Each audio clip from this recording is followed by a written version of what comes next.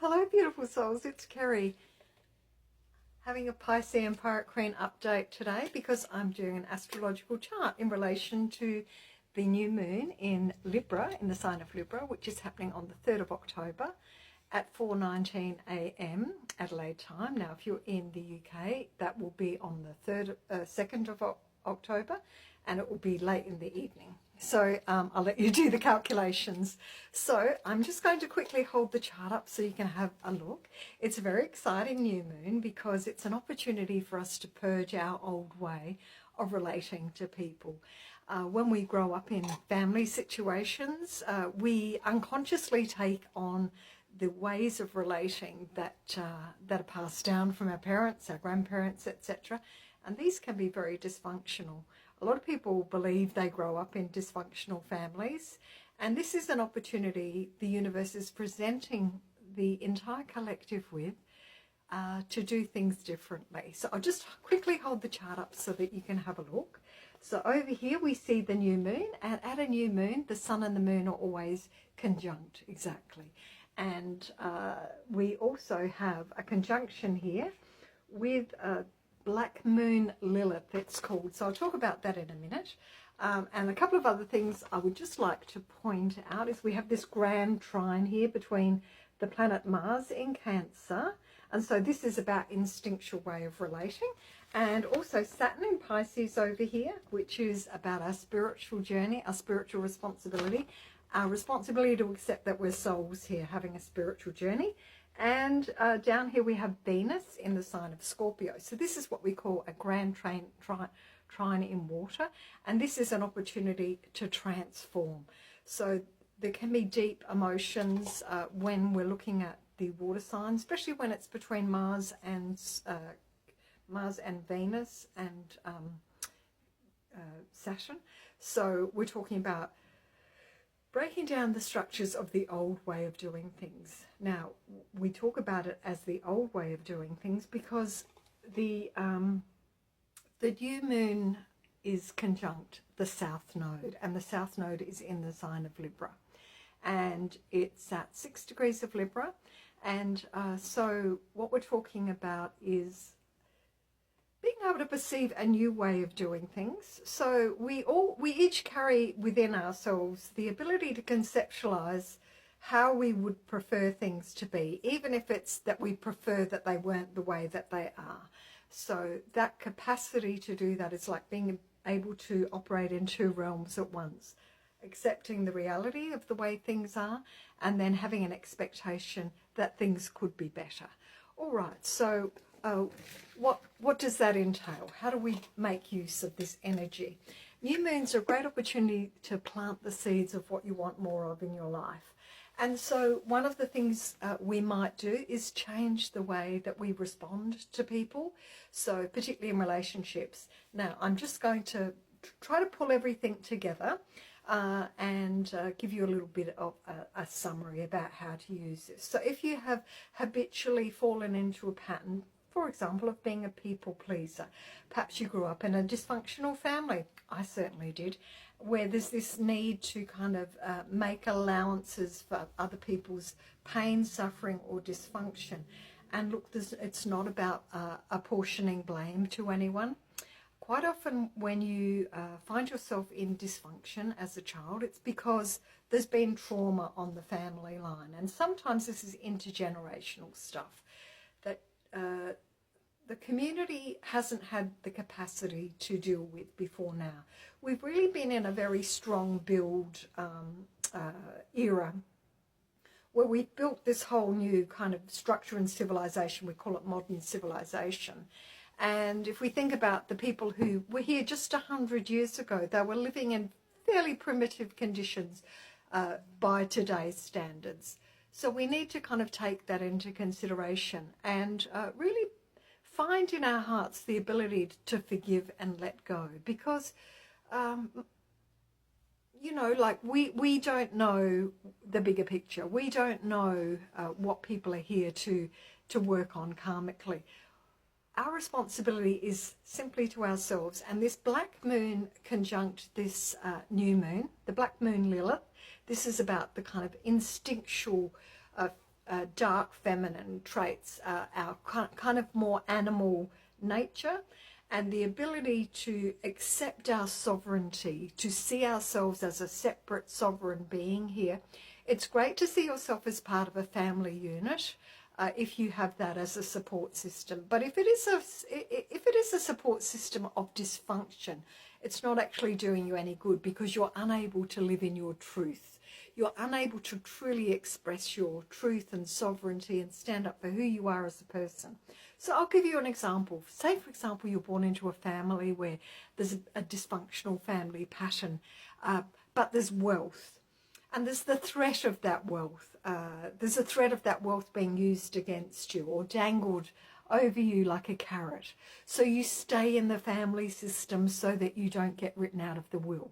So this is what I'm talking about. It's the ability to be able to go, okay, all right, so that might be a dangling carrot there. It might give me a sense of security or inclusion. I'm part of this group. But if it's toxic and dysfunctional, it will eventually destroy the person that's enduring that. For the carrot of, well, if you come along and you play the family game and you participate in the family system in the way that we need you to participate, then you will be rewarded as a good little boy or girl and get your inheritance. But meanwhile, we must maintain the structure of this toxic system. And so these patterns get passed on from one generation to the next until some brave soul is able to come along and say, no, enough, no more. We break this pattern. And so this new moon is an opportunity to do that. So have a look at your family system. Have a look at the relationships that you're in. It might not necessarily just be a partnership or a marriage. It could be extended out beyond that. Could even be relationships with your children. It's anything where the relationship is dysfunctional to the point where it's impacting on your ability to really truly focus on your own life and focus on what you're here to do.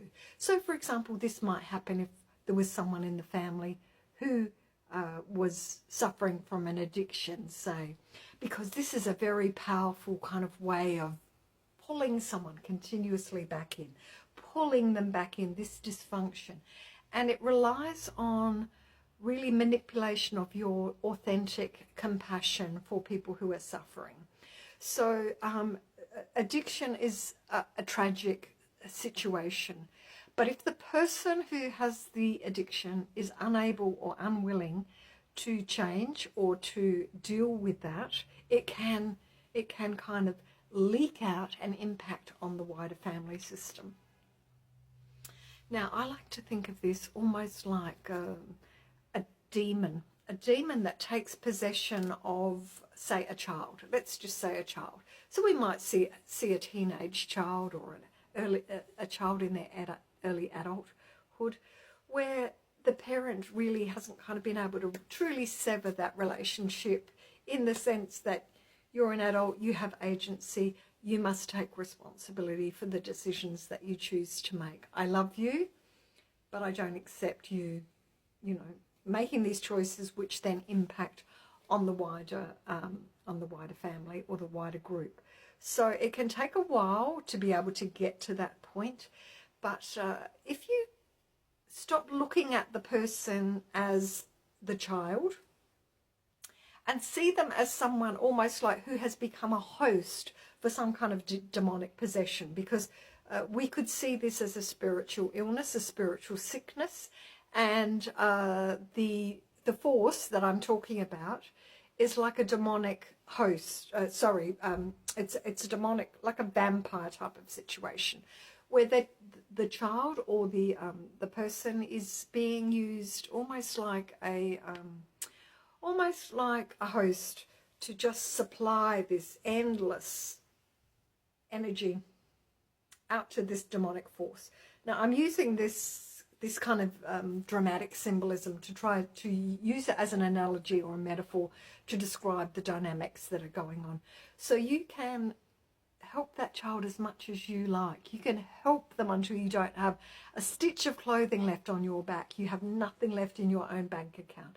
You have nothing left to give. You can just give and give and give.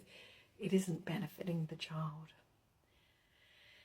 It might seem compassionate, it might seem like it's benefiting them, but what's benefiting is whatever this force is. Now, this could be a karmic thing, it could be a family curse, it could be something that the family as a soul group have agreed to come and try to tackle again.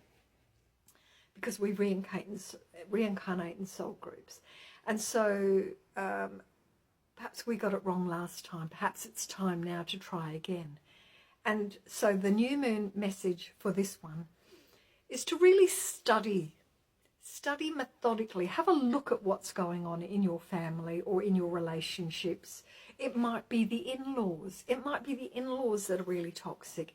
And it's an interesting kind of terrain to have to navigate when you're in a marriage with someone and the in-laws are toxic. And you feel like that there's loyalty there between your partner and their family. And then there's this, compromising that happens. And so this new moon is about wiping all of that, forget all of that. How do you move forward into your future only operating in healthy, life-affirming relationships, so that you put in boundaries and you say, no more. Okay, so we don't have to do it the old way. The old way is the South Node, and the South Node is conjunct this new moon. So it's not exactly conjunct, but it's about being able to conceptualize two different possibilities, not just be stuck into how it is. Because if you are stuck in how it is, it will continue to be how it is. So imagine other possibilities. Imagine that you can change the dynamics simply by deciding not to go to that family event, not to respond when that person who's always kind of knocking on your door, pleading, asking for help, being a victim. Give them the honour and give them the honour that they deserve, in the sense that you have the capacity to make better choices, and that is within your agency, not mine. And so we are really responsible for our life. And this Saturn in Neptune, Saturn in Pisces, Neptune is also in Pisces. And so during the next year or two, we continue to awaken to our roles as spiritual beings here on the earth, here for a journey, here to release old karma and to move forward into a better and brighter future where more of our spiritual gifts are able to be activated and aligned. We cannot live in a society or in a system of functioning.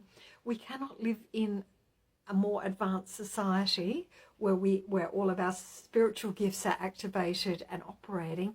If we're all psychic and we know that this person's doing really dark stuff, all that darkness needs to come out before people can go, it wasn't how I thought it was. The world is a different place to how I thought it was. And this is all part of the awakening. Pluto is in the final degree of Capricorn, and it's having its last little hurrah as the system collapses. The old way of doing things collapses. So we will continue to have disruption. Stay put though. Just stay connected to your sense of the divine, to your sense of source and what that is for you. People call that God. You can call it whatever you want. However, you connect to that by being in alignment, by asking the questions, by praying for what you need as if you already have it. And so I'm going to leave it at that. So if you would like to do a little ritual to mark the beginning of this new moon, perhaps sit down and think about the seeds you want to plant. Healthy relationships, respectful relationships, mutually beneficial relationships, this kind of thing. And let the old way of relating go. Let it go. You might even want to write down all the toxic patterning in your family that you want to be free from. You might want to write it all down. Then you might want to set fire to that little list, perhaps in a flower pot, an empty flower pot. And then in the ashes, throw in some soil, plant some seeds of something beautiful, perhaps some beautiful flowers, so that as this starts to come to life, you'll begin to see that it's possible to draw new ways of doing things. So the empty flower pot becomes full of life, full of possibility, just like your life will when you take these opportunities to be in tune with the planetary energies, be in tune with the cosmos, and listen to the signs. Let go of the old ways of operating that no longer serve you. And good luck, darlings. Take care. And if you found this helpful, please like and share.